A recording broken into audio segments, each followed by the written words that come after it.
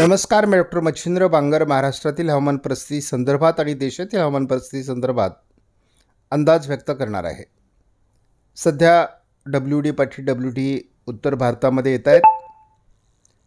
त्याच वेळेस दक्षिण भारतामध्ये केरळच्या आजूबाजूने ढगाळ परिस्थिती निर्माण होत असल्यामुळे केरळमध्येही पावसाळा अनुकूल अशी वातावरण तयार झालं आहे. वातावरणात नेमकी काय बदल होणार आहे याचा दीर्घ अवधीचा अंदाज आपण पाहणार आहोत. उत्तर भारतात WD आणि दक्षिण भारतात कमी दाब असं वातावरण जेव्हा असतं तेव्हा महाराष्ट्रामध्ये स्थानिक ढग निर्माण होतात आणि या स्थानिक ढगांमुळे महाराष्ट्रामध्ये विरळ पावसाची शक्यता निर्माण होते. आपण बघतो आज देखील नाशिक, छत्रपती संभाजीनगर, अहमदनगर, पुण्याच्या काही भागात, साताऱ्याच्या काही भागामध्ये किंवा बीडच्या काही भागामध्ये वातावरण निर्मितीची शक्यता कायम आहे. आज 29 तारखेला महाराष्ट्रात पाऊस दाखवला जात नसला JFS मॉडेलनुसार तरी देखील स्थानिक ढग निर्माण होणार आहेत. या मॉडेलनुसार स्थानिक ढगांचा अंदाज दिला जात नाही. उद्यापासून मात्र महाराष्ट्रामध्ये ढगाळ वातावरण अधिक वाढण्याचा अंदाज या मॉडेलने दिला आहे. यापूर्वी या मॉडेलने दिलेल्या अंदाजामध्ये थोडा बदल येत असून महाराष्ट्रावर तयार होणारी ढगाळ परिस्थिती थोडी कमी होण्याची शक्यता या मॉडेलने 31ला दाखवली आहे. 1 तारखेपासून भारतातील पावसाळी वातावरण कमी होण्याची शक्यता आहे. मात्र 4 तारखेपासून पुन्हा पावसाळी वातावरणाचा प्रभाव सुरू होईल. या काळामध्ये साधारण ओरिसाच्या दरम्यान एक कमी दाबाचं क्षेत्र तयार होईल ज्याचा विदर्भापर्यंत प्रभाव पडण्याची शक्यता आहे. मात्र हवामानात केवळ स्थानिक वातावरणाचा अंदाज असल्यामुळे या मॉडेलने तरी जास्त पावसाचा अंदाज महाराष्ट्रात दिला नाही. स्कायमेटने देखील उत्तर भारतात प्रभावी WDची शक्यता आज वर्तवली आहे. उद्या देखील या WDचा प्रभाव भारतात राहणार आहे. स्कायमेटने तरी पुढील 4-5 दिवस 1, 2, 3, 4 तारखेपर्यंत पावसाळी प्रभाव कमी होण्याचा अंदाज दिला आहे. पुन्हा एकदा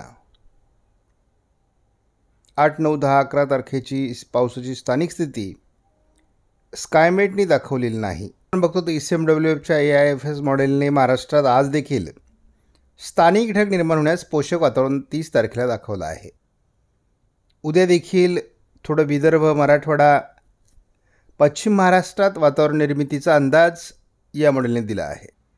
31 तारखेला दक्षिणी पट्ट्यात म्हणजे विदर्भ, मराठवाडा, पश्चिम महाराष्ट्राच्या दक्षिणी भागात या मॉडेलने पावसाची शक्यता वर्तवली आहे.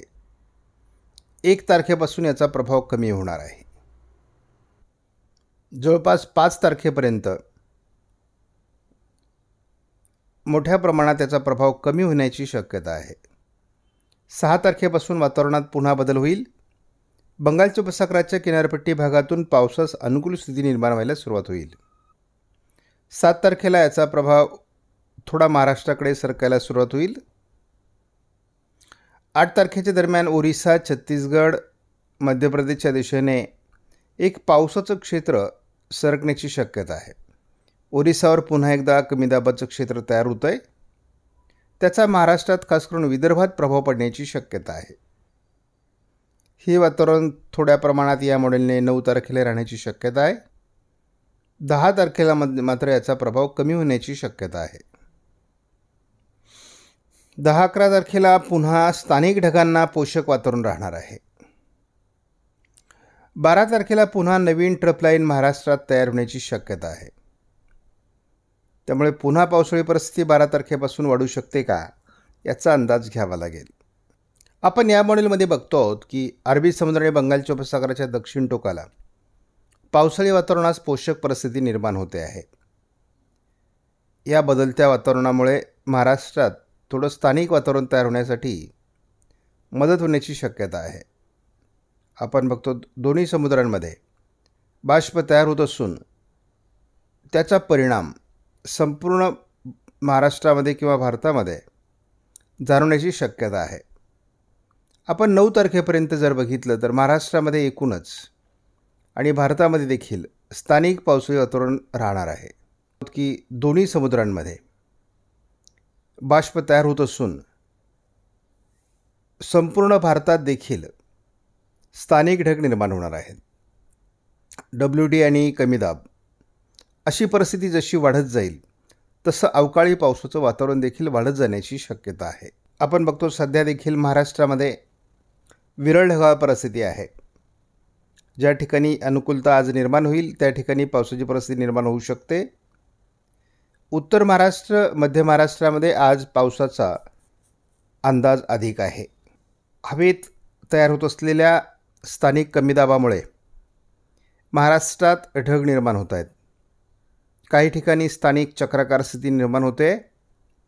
साधारणपणे सोलापूरच्या दरम्यान एक चक्राकार स्थिती कमी दाबामुळे राहील. या वातावरणात सारखा बदल होतो आहे आणि त्यामुळे महाराष्ट्रामध्ये पावसास अनुकूल स्थिती निर्माण होते. आज आपण बघतो महाराष्ट्रामध्ये मोठ्या प्रमाणात ढगाळ परिस्थिती लवकरच तयार होण्याची शक्यता आहे. त्या पार्श्वभूमीवर महाराष्ट्रात स्थानिक ढग निर्माण होऊन पाऊस पडण्याचा अंदाज आहे. यामध्ये मराठवाडा, उत्तर महाराष्ट्र, पश्चिम विदर्भ, मध्य महाराष्ट्र, सोलापूर, सांगलीच्या काही भागात म्हणजे पश्चिम महाराष्ट्रात देखील पावसाळी वातावरणाचा आज अंदाज आहे. परंतु हे पावसाळी वातावरण अतिशय विरळ आणि हलक्या स्वरूपाचं आहे. आपण बघतो उद्या देखील 30 तारखेला मराठवाडा, विदर्भ, पश्चिम महाराष्ट्रात पावसाची शक्यता कायम आहे. सोलापूर, सांगलीच्या भागात थोडं कमी दाबाचं वातावरण असल्यामुळे 31 तारखेला या भागात पावसाळी वातावरण राहण्याचा अंदाज कायम आहे. 3 तारखेला थोडं लातूर, धाराशिवच्या दरम्यान पावसाळी वातावरणाचा अंदाज आहे. 4 तारखेला देखील दक्षिणी पट्ट्यात म्हणजे सोलापूर, लातूर, धाराशिव, नांदेड, चंद्रपूर या भागात 4 तारखेलाही वातावरण निर्मिती होईल. मात्र 1 ते 3 तारखेदरम्यान वातावरण कमी असेल. 5 तारखेला देखील महाराष्ट्राच्या दक्षिणी भागात पावसाचा अंदाज स्थानिक स्वरूपात कायम आहे. 6 तारखेलाही स्थानिक वातावरण असणार आहे. महाराष्ट्रामध्ये स्थानिक पावसाळी वातावरण हे 7 तारखेला देखील असणार आहे. मात्र काही भागात मेघगर्जनेसह हलक्या स्वरूपाचा पाऊस हा होऊ शकतो. आपणास व्हिडिओमधील माहिती महत्त्वपूर्ण वाटल्यास लाईक करा, शेअर करा, चॅनलला सबस्क्राईब करा. धन्यवाद. जय हिंद, जय महाराष्ट्र, जय बळीराजा.